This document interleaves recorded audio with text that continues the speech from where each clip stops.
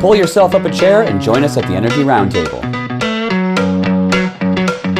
Welcome to the Energy Roundtable, the mostly weekly discussion when Lisa's not gallivanting all over the world about the news and notes in the energy space. And this week we will talk about some of Lisa's gallivanting, and we will talk about a conference she just got back from. Lisa, welcome to the table. Thank you very much, Matt. How are you today? I'm doing great. And you?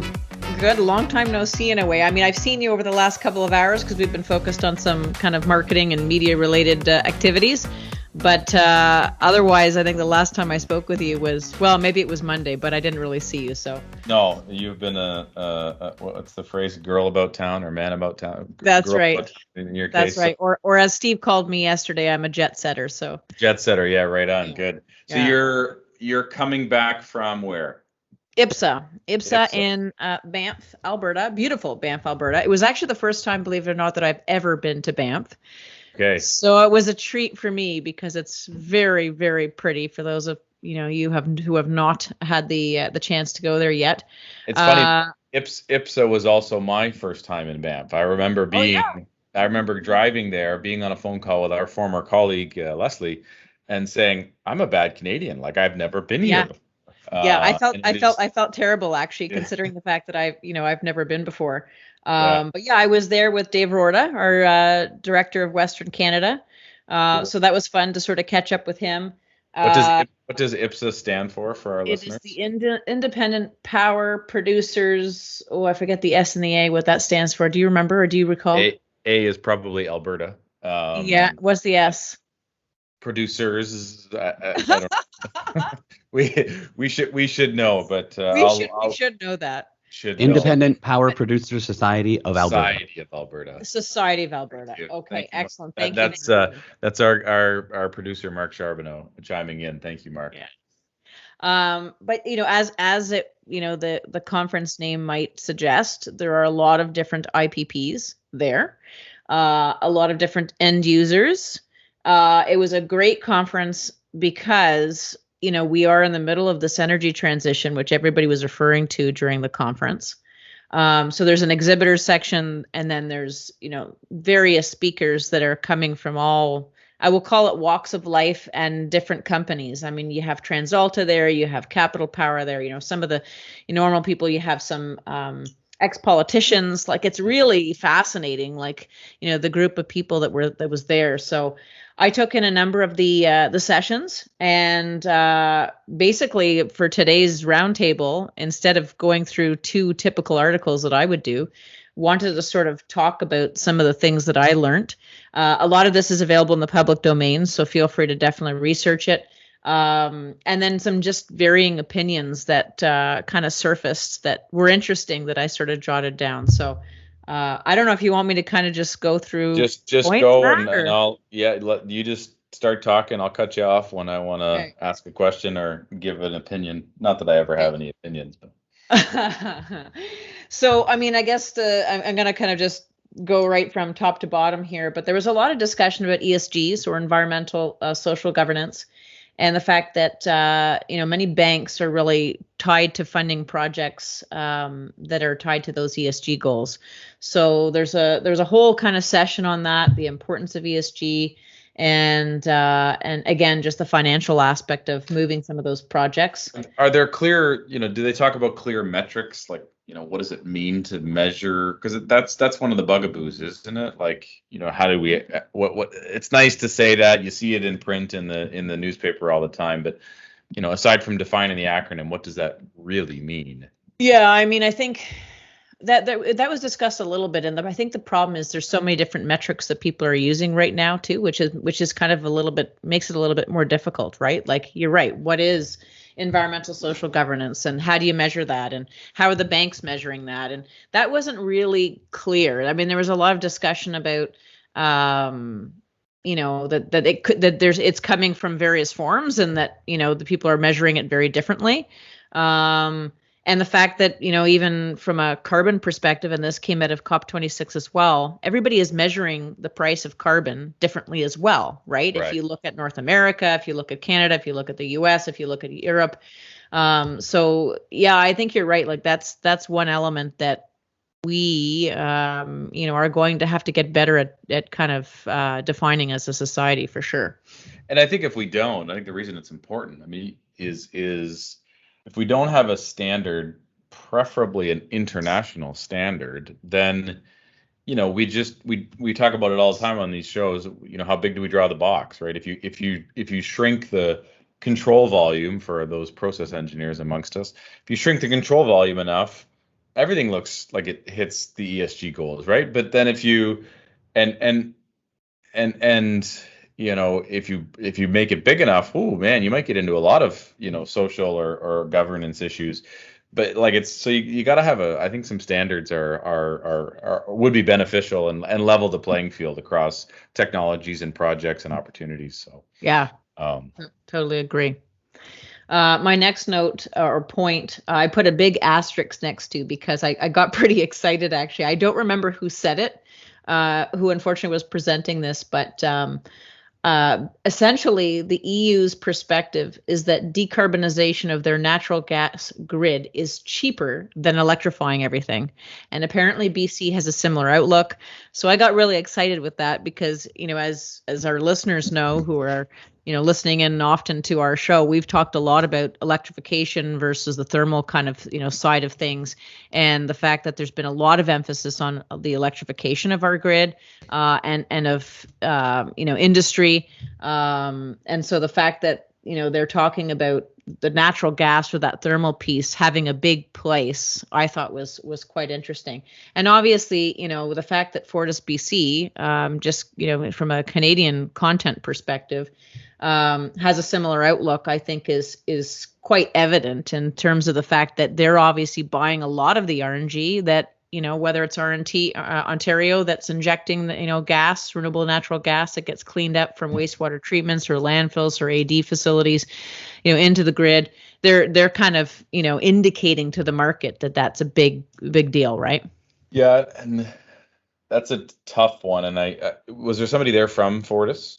There was. I'm trying to remember here. I do not think there was at this particular conference. There was at the Value of Biogas West conference, right. Yes, that I attended the week before.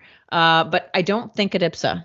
Okay. Yeah. No. There's an individual from Fortis that I've at a director level that I've heard in a conference before or a webinar, and really, really articulate about this particular topic. And it requires that level of articulation, right? It is a topic that is multifaceted, whereas electrification is pretty simple, right? Like, electricity, everybody gets it. And on the heels of wind and solar and electric vehicles, like, it's just, why don't we just keep going down that path? It's easy, right? And it's harder to get people to understand the Ontario's math. For example, 25,000 megawatts of electricity infrastructure, 85,000 megawatts of natural gas infrastructure, and the ramifications of what that. You and I get it, but it is a more challenging story to tell, and hopefully it can be articulated to the policymakers such that they understand and drive policy that lines up with that. Because if not, it's like we're looking at a couple projects right now where they want to electrify some pretty big boilers, and we're talking hundreds of megawatts of electrical infrastructure. It's just bizarre. It's but people want to look at it. It's easy to understand, right? So yeah, you're right. Cool. That's exactly it. Easy to understand. I think you hit the nail on the head there. The other piece that was kind of interesting, this was a general opinion actually from a lot of the big companies like Capital Power, TransAlta, came out, I'm sure, from maybe Bruce Power actually to some extent as well. But there's a lot of general uncertainty on the technologies that will need to be used after 2030. So people feel in general that they have a pretty good understanding of what technologies exist to get them from where we are today to the 2030 mark. Now, let's not forget that everybody has a little bit of a different goal here, right? Some people have claimed that they're going to be, or have the goal rather, that they're going to be carbon neutral by 2030. And others have suggested that, like TransAlta, for example, that they're going to be 2050. So many people are saying they know what they need to do to get to the 2030 mark, but they're a little bit uncertain about some of the technologies that might actually get invented and or used beyond the 2030 mark. So just an example, this is TransAlta's take. TransAlta's take is that for 2021 plus, they're going to be using wind and solar as technologies. For 2025 plus, long duration batteries. 2030 plus, large scale energy storage. And hydrogen then comes in the mix for 2030 plus. But if there's anything else, like what was interesting is TransAlta doesn't seem to have the big focus on carbon capture, utilization and storage, or otherwise known as CCUS. Whereas Capital Power, for example, they are doing a pre-FEED study right now on CCUS. That they're hoping to actually implement from a project's perspective in 2026, between 2026 and 2027. They do indicate that they're going to be net zero by 2050. So it was interesting to hear that, because I wasn't really thinking about it from that perspective. I thought, there's all these different costs or all of these different technologies that are surfacing, and whether it's solar, PV, wind, hydroelectric, nuclear, like there's so much good discussion happening on a lot of those technologies. I figured that they would the adoption would just sort of continue. And those were some of the technologies that would, be implemented even beyond 2030. But it sounds like there's a little bit of discussion around that, and whether, there's going to be new other technologies surfacing. Right. Well, I think, we just heard on the recent podcast that we did that, solar PV really only took off in 2010, right? Yeah. So that's 10 years ago. We're talking about, and look at how massive the transformation has been. You're talking now about 10 years out. I mean, you're right. I think a lot of those folks are wise to kind of hold some of that future stuff lightly. I think it also depends on, if you and I both have to go to the Pearson Airport, you can get there earlier than I can because you're starting at a different location than I am. And I think that's true for a lot of these transitions. Is if you're, if you have a head start, you can set different targets, you can get to different targets earlier. Whereas if you are, if you are starting from a very carbon intensive base, then you have to set your targets out further, right? Yep. But it begs the question, do we get to net zero and then stop, or or do we go to net negative? I guess would be the correct term, beyond that, and maybe that's where those, I think for us, folks like us, and for our clients and those in the industry, it's this this Jim Collins expression of, preserve the core and stimulate progress, right? So, what's our core, and then always be trying to figure out what's coming, what's next. I mean, we're all, hot under the collar about solar thermal around here these days. Obviously, RNG in the last 18 months, biomass. Like, how do we continue to evolve and develop and be looking down the horizon and studying the technology readiness level, what's coming? So, but that's a really astute observation that people are not aligned yet on the technology solutions, right? Yeah, exactly. But then, so what's interesting about that is, again, I can't remember who was presenting this piece, because I just kind of jotted down some quick notes for for today's episode here. But France is developing more nuclear reactors, and apparently the nuclear will be doubled by 2050. So from France's perspective, they're like, no, nuclear all the way. Like, this is what we need to do to get to that, net zero. So let's just go nuclear, right? I'm sure there's other technologies that they're building in their kind of portfolio, but they seem to be putting a big emphasis on nuclear. So that was kind of interesting. Something else that was interesting was with regards to hydrogen. So for the most part, it seems that people think that this is a longer term play. It's not something that's going to be maybe within the next 5 years. Maybe it's the next 10 or 15 plus, years. The thought process, and there was a lot of discussion around, electrolyzers and, the cost of water, and, the guest who was talking about the subject was like, no, water's cheap. Power is expensive. And depending on what we do with our grid, if we start to electrify more of everything, And with the adoption of electric cars and, everything else that's coming down the pipeline, that could make power even more expensive depending on what, how we're getting that power. Right. So the thought process was that, it's the electricity component that is definitely driving the overall cost of hydrogen. And somebody else said hydrogen will have a small role in electrification, but will have a large role overall. That was the way they were looking at it. Say that again. That was good. Hydrogen will have a small role in electrification, but a large role overall. So, what does that mean? You can take it for, that quote. It could mean things like CHP. It could mean the conversion of, thermal processes that will then be able to accept, hydrogen gas and through the pipeline, whether it's boilers that are converted or, whatever it might be. So that was kind of interesting. And I wonder as I look out to our parking lot, as you know, I'm now a pickup truck driver, and as we look at the vehicle world, I'm not sure. I don't know how I'd feel about driving an electric pickup, but a hydrogen pickup, I don't know. And that's just totally between my two ears, right? That's just totally made up, decision making. But I think as the vehicles get bigger, I think there might be that some of what I've been reading is that might be the break point from a vehicle perspective is. Obviously, CNG, which comes from RNG, is where we're at today. But then, where does hydrogen fit in terms of, because on an energy basis, on $1 per unit of energy, transportation fuels are way more expensive than stationary fuels, right? So. Yeah, and I think when you whether it's your truck or if it's transport trucks driving across the country, the fact is that. Yes, even with these superchargers, electric cars can be charged in a much shorter, period of time. I think the shortest is something like 30 minutes or something like this now.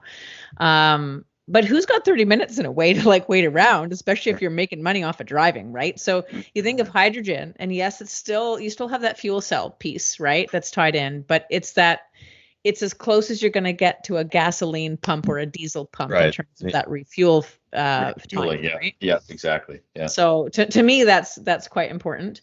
The other piece that was really interesting, and I had not thought of it this way, was the role of subsidies on these various technologies. And my initial thought was, coming from CEM and initially within Ontario, working within the Ontario market and the CHP side, I firsthand witnessed the decrease in CHP activity the moment that the PSUI incentives or Process System Upgrade Initiative basically vanished.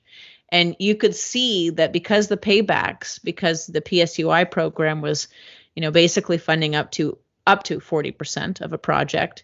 The moment that went away, and yes, there's a bit of a carbon story, obviously, in Ontario that plays into this, but the moment that went away and paybacks changed from, for example, 4 years to almost 9 years, it scared people off a little bit. And so I was thinking, oh, no, you're going to need government subsidies to actually get all of these projects to move.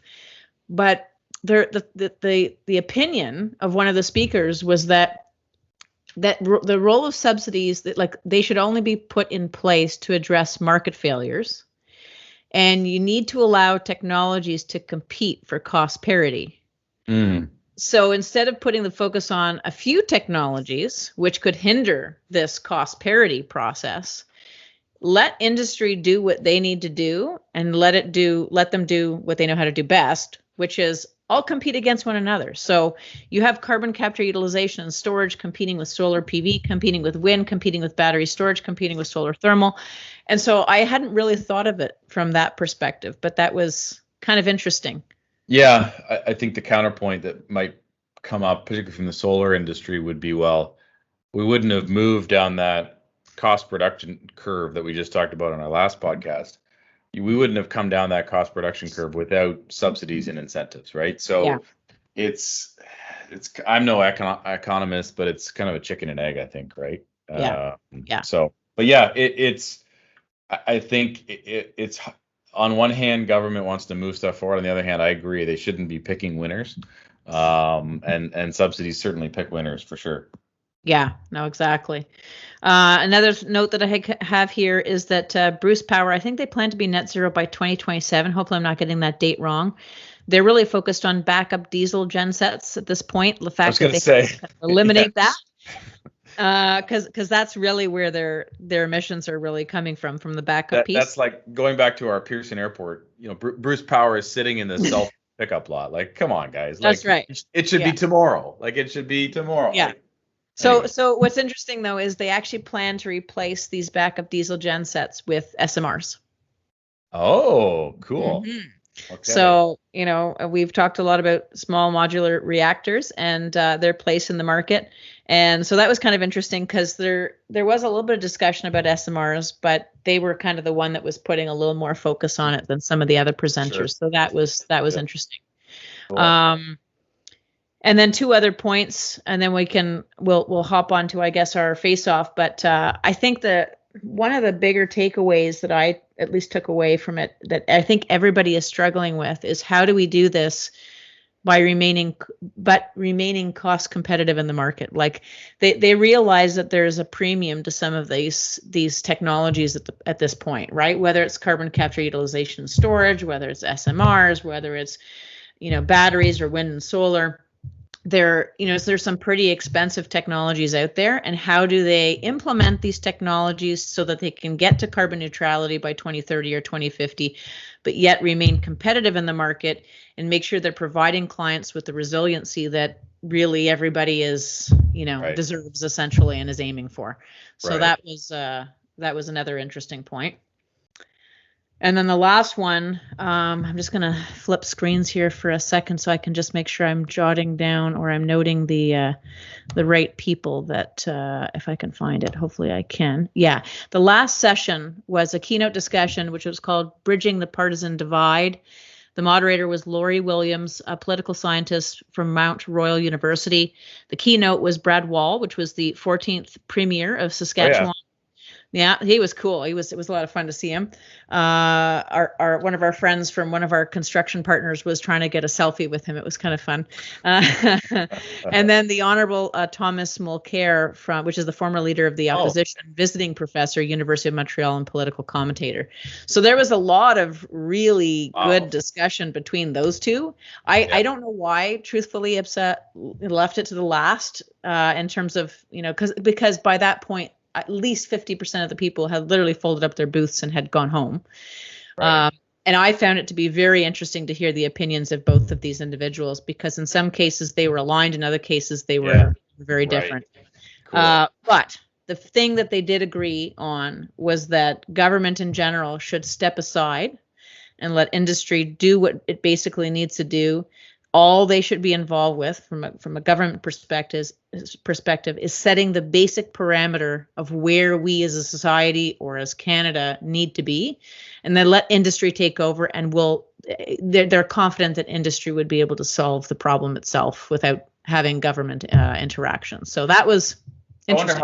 I wonder how much of that is shaped by the audience and the venue, right? Like would that same statement have been made in Ontario at APRO, for example, right? Or is it, hey, get out of our way, government? That's an Alberta thing, and so that's the message they kind of have to carry. Yeah. Or is it, from both of them? Is it an anti-liberal sentiment? Who knows? Yeah, cool. Well, thank you for bringing those learnings and those observations back for me and for our listeners. Some good perspectives. So. Speaking of having freedoms and having less government control, let's transition to our face-off. Mark, welcome. Face-off. Hi guys, how are you? Good, Mark. How are you? I'm well, thanks. You don't have the handlebar mustache going on anymore. No, I'm like a chameleon. I switch it up so often. It's just you never know what you're gonna get, right? So I do have a little bit of stuff happening, but not so much. So yeah, we'll see. Maybe next month I'll do something different. Just the beard and no mustache, maybe. Oh, okay. the Mennonite beard. Yeah, exactly. Something like that. Yeah. Again, going way out in left field here, away from what you guys are already discussing. And I guess the topic is firearms and owning firearms. should people be allowed to own firearms? And if so, why and why not? So we'll flip here. I think, Lisa, you're up for choosing heads or tails. Well, I'll do with my regular, which is heads. And it's tails. Okay. I will go pro. Oh, wow. Oh, okay. Wow. Interesting. Shall I start? Yeah. Go right ahead. So first of all, even though I picked pro, I am not necessarily pro. I am it's not an issue I think about a lot. I don't actually own a gun. I don't think I've ever even fired a firearm. So, well, I should clarify. I don't know if this qualifies, but my son came in as I was getting ready this morning, and he had a new Nerf gun. So I did fire that. So yeah, I've fired many Nerf guns in my day. But I think there's a role in for guns, obviously, in law enforcement, and obviously the police have that as a means by which to control the population. And I think there's some element of having personal protection and kind of self-defense in your own home, right? And being able to, God forbid, there's somebody coming in your house or whatever, being able to defend yourself in some way, shape, or form is one reason to own guns. And I think there's an argument to be made that a lot of people love to own a gun for hunting purposes, right? Or for sporting purposes, right? Like there's lots of competitions of sport that require a gun. So I think there's a lot of practical applications.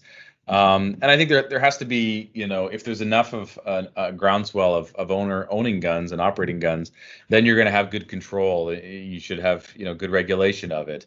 And not everybody has to own it, but if you have enough of a critical mass, then you're going to have the controls that you need around it. So those are the reasons I think it's good to own a gun. Wow. That was probably as I was going along, I'm thinking, and I even did some prep. Anyways, I'll reserve my commentary. Lisa, you go. All right. So I'm trying to think. I have fired 3 types of guns in my lifetime. One is a water gun. Oh, good one. Yes. The second one is a Nerf gun. And the third one is a pellet gun. I have been to Vegas many, many times, and I've had colleagues from a previous life who wanted me to go to the gun range with them, and it just didn't happen. I'm not truthfully very interested in guns myself, and I think that there's a number of reasons not to own one. And I think now that I have one little girl at home and another one on the way, one of the things that a boy on the way this time, one of the things that I think about is guns really getting in the hands of people who shouldn't have them, which include children, right? Like you might have a licensed gun owner.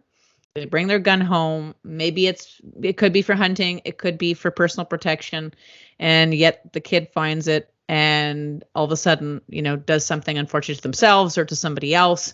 And I think that not just that, but the ownership of guns in general can lead to a higher risk of violence. So, when I think about where we used to live, which was in north of Etobicoke in an area called Rexdale, many people will know of it. If you go north of the Humber, it's very dangerous. If you go south of the Humber, not so bad, but you still wouldn't even want to walk around at night with your dog on the south of the Humber area. So we actually, as a family, decided before we were having children to move to Oakville, partly for that reason, because the amount of gun violence that was starting to occur, mainly north of the Humber, was pretty significant. And we're talking about literally innocent people who were getting shot in, I'm trying to remember the grocery store parking lot there. It was like a Freshco or something like that.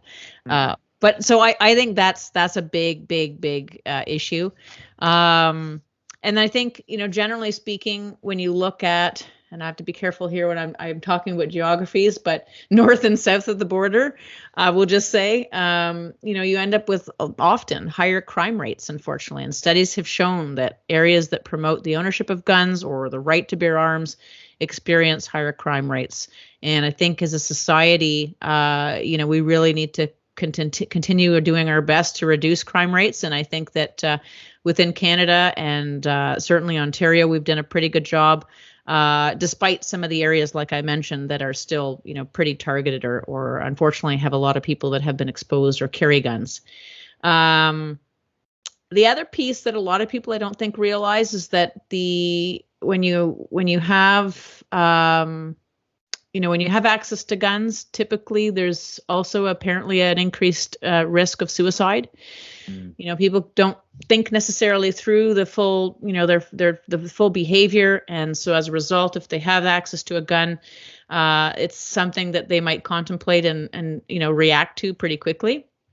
And then I think the ownership of guns, generally speaking, makes the community fairly nervous, right? Like if you think, if you don't know, Mark, if I'm, maybe I honk my horn at you, right? Because my God, you were what did you do? You pulled a Yui in the middle of this intersection or the middle of this road. And you almost caused me to crash with my 2 kids or a kid in the back of the car, right? I honk my horn and next thing you know, you're pointing a gun at me. Like that gets a little bit, it's a drastic argument, but at the same time, it does happen. And that story is real, unfortunately.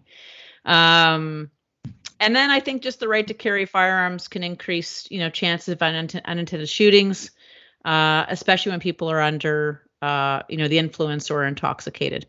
So for all those reasons, I am anti-gun. Well, I know this is supposed to be a competitive initiative, but I don't know if we've had this before. But I will concede even before Mark weighs in because I picked pro. But I can't get behind any of my arguments really, and full transparency to our American listeners. I have a lot of respect for the Constitution, and I understand that it's a Second Amendment right to bear arms, and I have no cultural appreciation for what that means. So as a Canadian, I really can't comment on it from an American perspective. But I'm with Lisa on this one. I was surprised. Picked the pro. I was like, oh wow, he's setting me up for winning this one. Well, you did say you didn't have any prep time, so I thought, okay, well, I'll try to. I know you love your prep time, so. And the two main firearms, actually, when the Second Amendment, was born in 1791, were like muskets and like flintlock pistols. So, right. So obviously, the right to bear arms, that is. They're right, but these days the way technology is and some of the firearms and the power of some of these weapons are slightly different from 1791. So as it is an amendment, maybe we will see that happen one day. But don't hold your breath, Sharps. But here's another surprise. I am a licensed gun owner. No way. Cool. Yeah. So for hunting purposes only. So, okay. Although I do agree with everything Lisa said, and I do agree with some of the stuff that Matt said, I can't even pick a winner. I got to sort of like tread the line here because, because for me, it's strictly hunting and sport, obviously. Right. And I don't own anything super high powered. It's just, I have a rifle and a shotgun, but, anyways, yeah. So I learned something new about you today, Mark, because I had no idea that you hunted. So when our if Mr. Dan White is listening, when he comes up hunting, we'll have to have you guys connect so you guys can go together. and fairly new, only the past few years. So it's not like I've been doing it my whole life. So I'm sort of learning as I go as well. But but I do agree with everything you said, and both of you actually, in partly. So I can't really pick a winner. I'm going to walk the line on this one. All right. I conceded, so at least I get the win. This one. Okay, well, by default, I guess. Fun as always. Thank you both for the good discussion. Lisa, thank you for the notes and news from IPSA. And we'll be back together again in a week or so. Thank you. All right, sounds good. Thanks, guys. Bye, everybody. Bye.